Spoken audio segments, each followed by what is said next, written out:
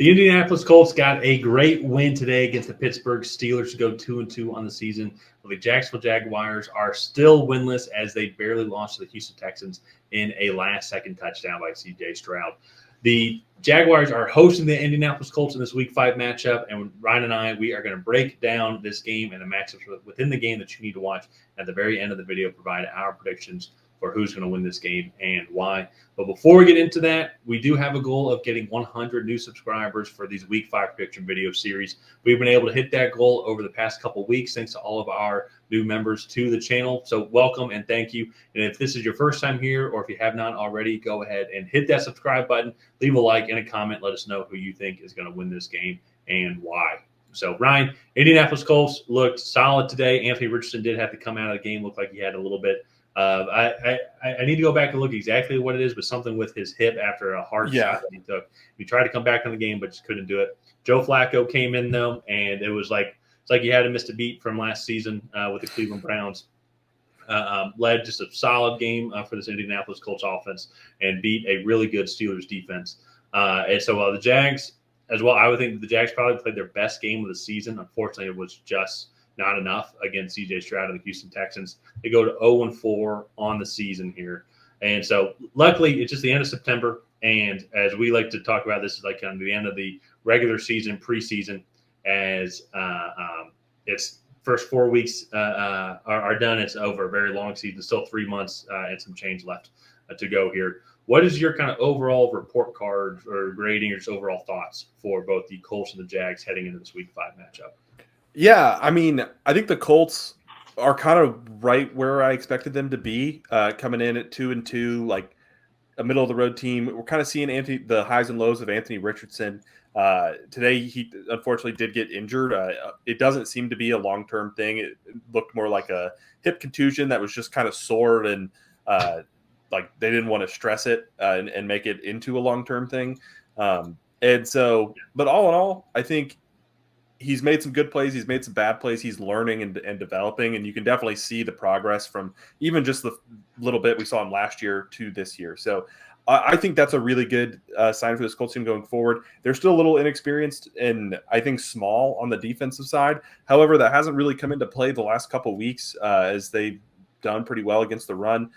This secondary still needs to improve also, but that I think is not going to be fixed this year. I think that's going to have to be something that they address in the 2025 offseason.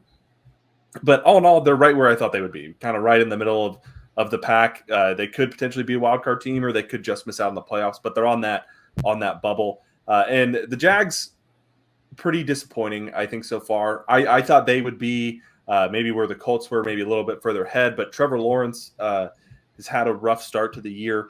And just this Jags team as a whole, like they're not performing quite up to snuff. They got completely bullied by Buffalo on was that Monday night?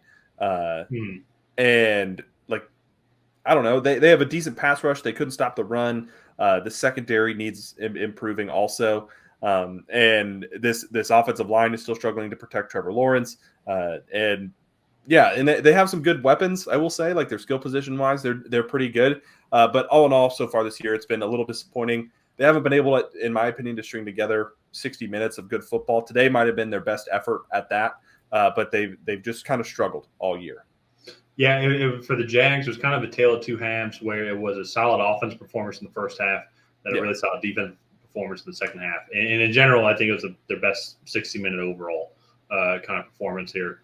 And so they'll now be kind of going up against the Colts team, who they have beaten in Jacksonville, I think, the past 10 years. I'll look it up here and confirm in a second. But kind of going into this game, though, that's what's going to be interesting, kind of looking at the odds of who's going to be the favorite, because the Colts are definitely on paper, I think, or record-wise, and its overall performance has played a lot better. But the Jags, though, maybe have that history. And so that's where I think if you do want to put nine consecutive games since 2017. Nine consecutive Jags home games.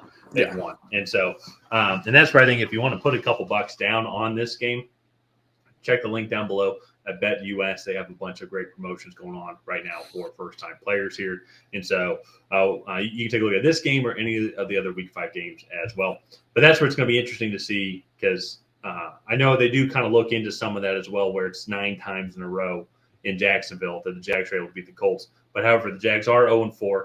They haven't really looked that great this season. Colts have absolutely looked, have had spurts. And shoot, they're 2-2 on the season, and they can be an extremely explosive offense, especially when Anthony Richardson is staying healthy.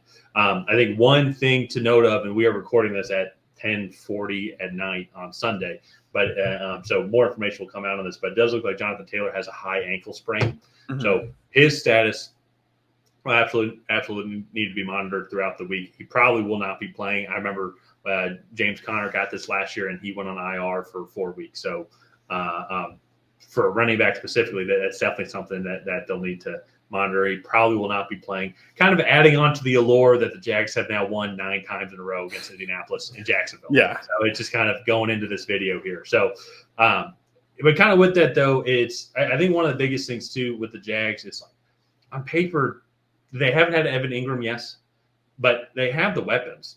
Yeah. Brian Thomas Jr. I've been very impressed with. They have Christian Kirk, who's a solid guy right there. You have Travis Etienne in the backfield. I know Trevor Lawrence is getting a lot of slack, but I still think he is, depending on when you rank 13th to 18th, I would say probably in QBs in the NFL. And I say that's average to below average, kind of depending on where you rank him there.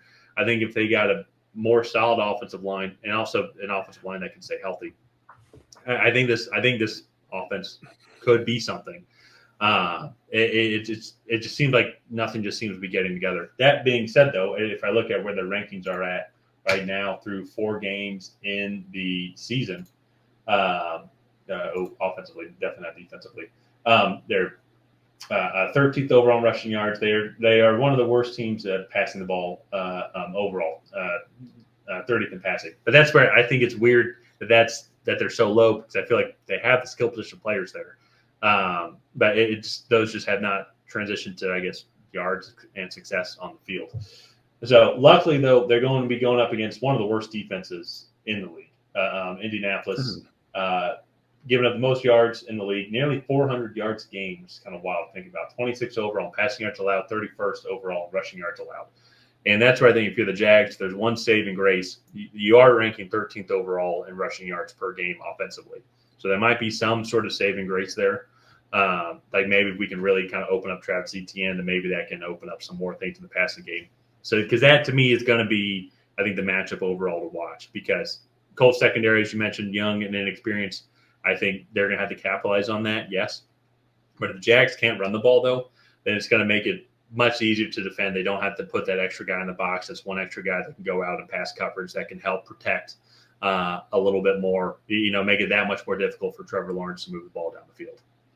Yeah, this Jags team is a little bit of an enigma, just because you do feel like they have a lot of the pieces. They have a left tackle, they have some good wide receivers, they have a quarterback that they've invested a high draft pick in, who has shown that he can win at this level. They just haven't quite been able to piece it together yet. And defensively, they have Josh Allen, they have Trayvon Walker. I feel like they should be performing maybe a little bit better than they are on the defensive side of the ball. But all in all, I think this is going to be a fun game. This is a classic division matchup where you just have no idea who's actually going to win.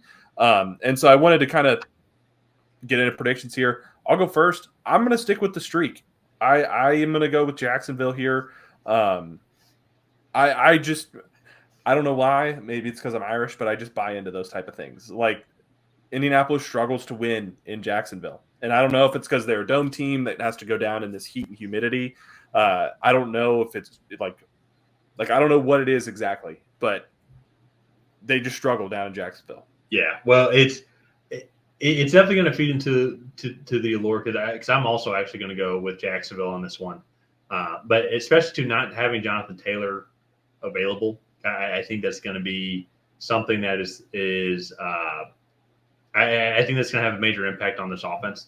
It's maybe going to help out a little bit more as well. I think another thing to watch too, Josh Allen on the Jags as well. He left the game with a concussion, so his status is going to have to be monitored as well throughout the season. And I will say too, I guess maybe I didn't know this, but is his middle name, or is his also part of his name Hines?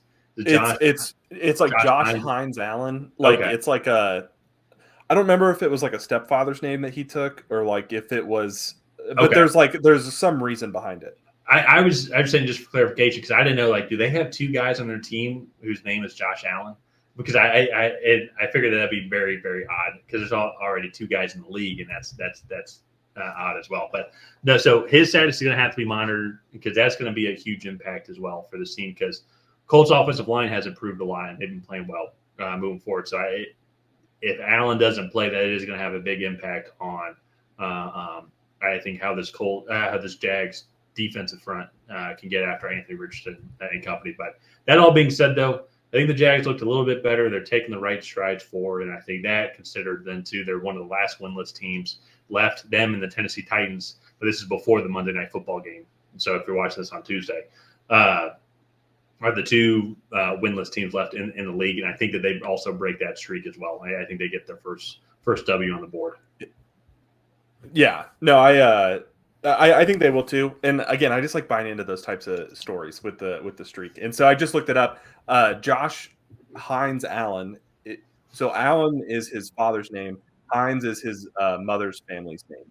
Oh, cool. Okay. His I forget what you call it. Maiden name. His mother's maiden name. So that's where it comes from.